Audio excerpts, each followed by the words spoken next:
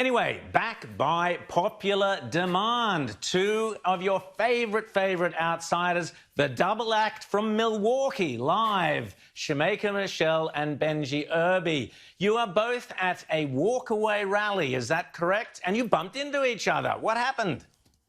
Shemeka. Yes, we are both here.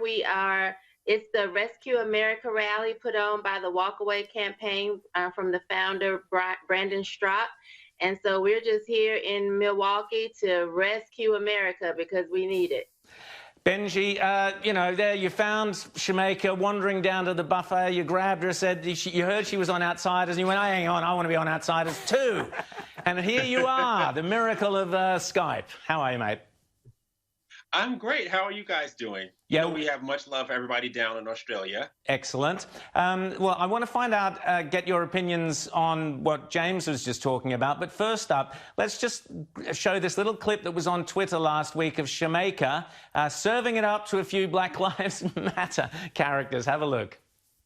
My life matters. I don't need your privilege to tell me or to justify who I am in America.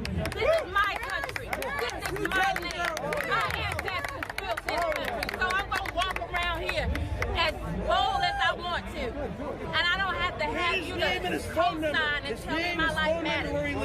That right there insinuates that you think your voice is bigger and better than mine. Yes, it does. Come on. No, he's going to learn. You can disagree. You can disagree, but you are supporting an organization that does not like black men. And as a black woman, I can tell you how important black men are to the black family. Without them, we are nothing. So when you support an organization that doesn't push them up the way we need them to be, you ain't and you take that from Shemeka Michelle and post it wherever you like. Fantastic, Shemeka. I think in free speech, I think we know who came off the better in that particular debate. But what's it like having one of these idiots, a white guy, lecturing you about black Americans? What's it like? It's ridiculous. That's what it's like. And it just feels really silly to have a white man try to tell me what we need as black people, and I have a really big issue with the Black Lives Matter organization because their intentions are to disrupt the Western, what they call the Western prescribed nuclear family. So to me, they want to disrupt what we need, which is both mothers and fathers in the home. Benji, tell us about the rally you're at. What's it been like today? Oh, today was actually good. I mean, there was a lot of love. I mean, we're in a state that President Trump won. So, I mean, in California, obviously, there's going to be a lot more pushback. But on what Shemeka was saying, it's really funny because what happened to her with, the young white gentleman happens all the time. It's actually pretty often. I mean, the left really feels as though they own black people. They own the black vote. They own black opinions. And if you have an opinion different from them, I just had to go off on Twitter, somebody like an hour ago was telling me that, oh, well, how can you say that? How can you support that? You're supposed to be black. Mind you, this person was like, lily white like Opie, trying to tell me, what I can do and what type of opinions I can have as a black person. So this happens all the time. But, Mika don't play. So, it is what it is. I wouldn't go against Shemeka. So, Benji, you're a close follower of all things Trumpian. What did you make of Joe Biden's bizarre comments about Kamala Harris and bizarre choice? Was it a bizarre choice? I mean, honestly, as I said today during the speech I had, I don't ever want to be complacent, but Joe Biden picking Kamala Harris is the best news I've heard all week. I mean, she is the absolute worst. I mean, there was actually a political article that came out the day before he picked her in which they were talking about how they pressured Joe Biden to pick a black woman because he wanted to pick Gretchen Whitmer, who is the governor of Michigan, who was a white woman.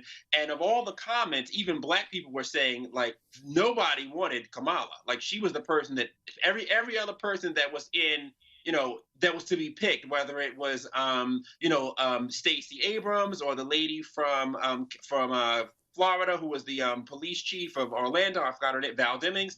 But everybody but Kamala. So the fact that they picked her, she was the worst possible pick. I mean, I don't want to say we have this thing in the bag, but I'm more and more confident every day. Fantastic. Shemeka, just quickly, do your two daughters, who I imagine are as every bit as feisty as your good self, do you think they're inspired by the choice of Kamala Harris, as Joe Biden seems to think? No, they aren't inspired by her. Actually, I got a message from my daughter today, and she was just saying, Mom, you're so right. Like the way the media spins everything. And, you know, I teach my kids that they have to actually learn something and bring something to the table, and that just being a Black woman is not enough, which is what I feel like they did with Kamala. They chose her as a token. James. I just want to ask you guys further on the Kamala Harris question. What do you guys think of, do we have a clip here of her talking about how she manages to justify how she said she believed Joe Biden last year at the debates, and now she doesn't? I just want to play this. I want to get your reaction to this and how you think people, or we don't, but she said that that just because it was in a debate, that it was okay for her to say that she thought Joe Biden was guilty of being, you know, a sex criminal and having assaulted Tara Reade, but because, you know, it was just a debate, her words don't matter. Do you think people are going to be turned off by the disingenuousness of this? Shemeka? To me, yeah. You know, it's really hard to say, because I think some people are really just looking at Kamala because she's Black and they're going to vote for her regardless because they want Trump out of there. Those people that are actually real and pay attention to what people are saying, I do think they will be turned off by that. You know, that's like, you know, when you're angry and you say something, you're supposed to take it as the truth. You know, and that's why they tell you fight fair in relationships, because when you go below the belt, that stuff sticks and it hurts. So the fact that she would then double back and say, oh, she didn't mean it, it was just a debate, it just really shows how, you know, inauthentic she is, and what a liar she is. Rita, Rita, over to you. Well, I wanted to ask about Benji about this thing we've seen in Seattle in the last couple of days, where BLM protesters are demanding white people give up their properties as reparations. They're saying, leave your neighbourhood, leave your houses, we're here to take them. Is this hyperbole? Are they serious? I think we've got a grab here, Rita. We'll just have a quick look at it. Yeah. Give up your house, give Black people back their homes. You're sitting there comfortable as if you didn't have gentrified this neighborhood. I used to live in this neighborhood. But I used to live in this neighborhood. I get home here and my family was pushed out. And you're sitting up there having fun with your other white friends. That to me looks like material for the Trump re-election campaign. Are they serious? Do they really think they're entitled to people's homes? I mean, that looks like extortion. I mean, before I even get into that, I must say with the whole Kamala thing, it just shows the genius of President Trump, because he's picked out the perfect nickname for her, Phony Kamala, which is perfect. I mean, he did that even before that clip came out. So like his instincts are always on point as usual. But what's funny about this thing in Seattle is that, you know, it's like a lot of my Democrat friends in New York who complain. I always tell them, look, this is what you voted for. These policies and these people you vote for produce this type of foolishness. Washington wasn't even a slave state. So I have no idea what this lady was talking about. We used to live here. We used to do it. Washington was never like a slave state. So I really don't even understand. I just think that these Black Lives Matter people, they're getting a voice. Democrats are giving all these crazy, loony nuts a voice, and they're just saying all types of crazy stuff. But I mean, as you said, yes, this is very much a Trump campaign ad. So I say let them talk. We've seen here, I don't know if we've got the footage or not, but people booing at a Black Lives Matter football match, I think it was. Do we have it? No.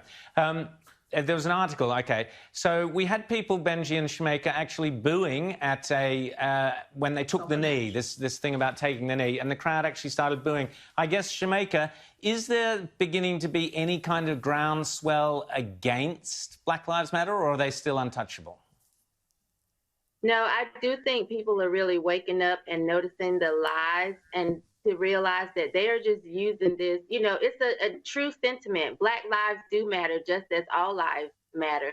You know, and so I think they're using this for their own political gain, and people are really starting to wake up to that. They see the lies. Now, tell us as well, Shemeka, you've been doing a lot of activism on the whole abortion issue, so tell us your thoughts on that and how will that play in the forthcoming election?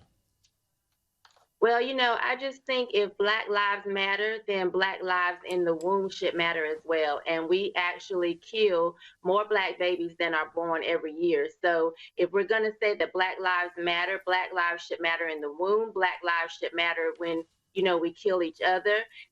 All Black lives should matter. And that's what, my issue is with the organization.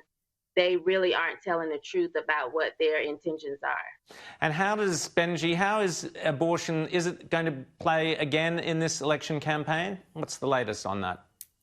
Well, I think so, because, my parents are ministers and they are now registered Republicans. And one of the things that caused them to make the switch was that, even their own governor, Governor Clanface, Governor Clan Rose Blackface in Virginia, where I live now, Governor Northam, and his comments about abortion and, keeping the baby comfortable and whatever.